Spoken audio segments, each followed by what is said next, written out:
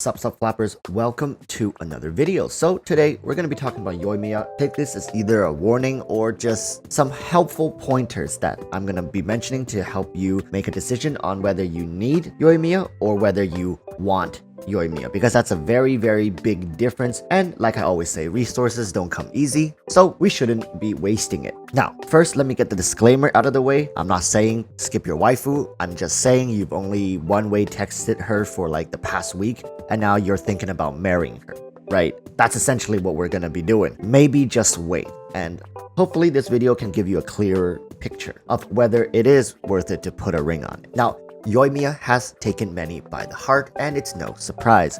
Being a pyro user and also being able to infuse her attacks reminds us greatly of a certain other waifu who also owns a pyro related business. But here's the thing, for people who already have Hutao, Yoimiya seems to be a small variation. Now there are definite differences between these two characters, and I'm going to be highlighting that a little later in this video. But here's the thing, for people who already have Hutao, unless you are getting Yoimiya for easier pyro application through her charge attack, it feels for the first time that miHoYo is releasing a character that is very similar to another. With that said, is Yoimiya just Hutao with a bow?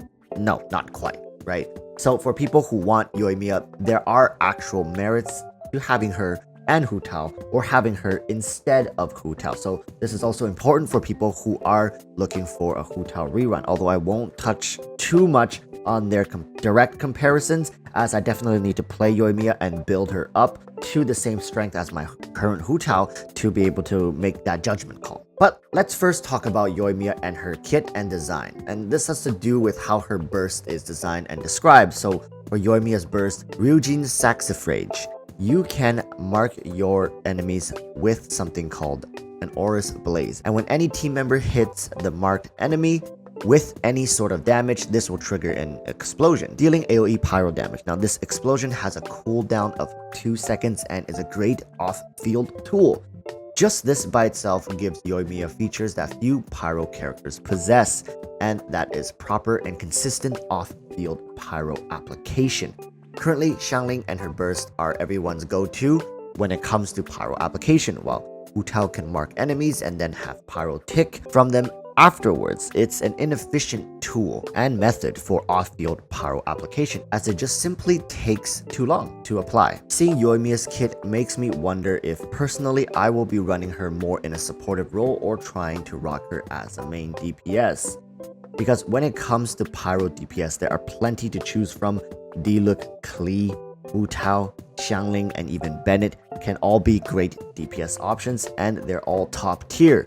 It is time that miHoYo starts to fluff out the supportive pyro roles. With the current state of things, pyro I feel like is the only remaining element that goes against what miHoYo is actively trying to do for the game, which is have variety, have different options for different roles and different weapon types and different playstyles. Whereas these pyro characters, every time they come out, it just feels like they're meant and designed for pure raw damage, which really is going against miHoYo's design philosophy. Now, when we talk about pyro characters, it feels like there is always that one that people don't talk about. We just pretend like this pyro character doesn't exist. And for once, I do think this character needs to be mentioned, because likely we're going to see a lot less gameplay from this character outside of their dedicated mains. Now yes, okay, I'll admit it, Amber exists.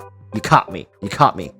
But Yoimiya now is essentially coming in to wheel Amber straight into Hutao's shop, alright? I cannot find another situation where Amber will still have use. Of course, no one is gonna be pulling for Yoimiya just to replace Amber, but now with the current state in the game, Amber, being a 4-star character, is essentially ruled out of the game. With Yoimiya's powerful burst skill and application when it comes to pyro, and also being a bow user, so like for people who's like, oh, puzzles, well, guess what? You don't need Amber for puzzles anymore. It feels kind of bad, right? We also have 4-star characters like Xiangling and Bennett who literally cannot be replaced in almost every situation that they are used in a team, and there's Amber. But anyways, this is not an Amber video, so for people who are dedicated Amber players, my condolences, but of course, you're gonna continue playing her regardless, so I hope you guys find new and creative ways to maybe pair her with some of the new characters. Now moving forward, Yoimiya being a bow user will have to deal with the auto-targeting system, unlike Ganyu, who literally bypasses it because she's Ganyu and she can have no issues in her kit. Yoimiya will have to constantly battle the system AI for proper DPS priority. Now personally, I don't find the auto-targeting system too frustrating, but the community from my previous videos has made outcries against it, right? So I'm gonna trust the community and say that the system has its flaws, and you definitely will be struggling when you're trying to auto-target with these bow users. Now, Yoimiya also has similarities to another characters I know. It just feels like she's taking bits and pieces from everyone and becoming this giga mega character. And this other character is Fischl. When it comes to Yoimiya's fighting style, it's very similar to Fischl, as they're both essentially bow users who are Gatling guns and just releases multiple hits in a very short time span. So ultimately, if you're looking at Yoimiya, consider her a Hutao, Fischl, Amber, all mixed into one, and now evaluate whether you really want to go into this character. Now remember, I'm not telling you to skip Yoimiya. I'm just here to spell some things out for you and to help you on whether or not you should be pulling for her according to your current situation. If you absolutely don't need her, but you want her, go for it. Now, this is something I said at the very beginning of the video, right? Do you need her or do you want her?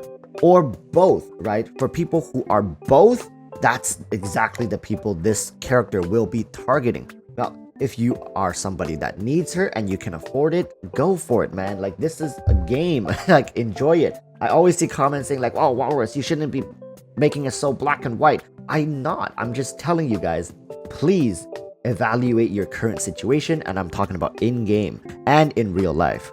And also, ask yourselves, and not your emotion, ask your brain, your logical side. Is it because you need her or you want her?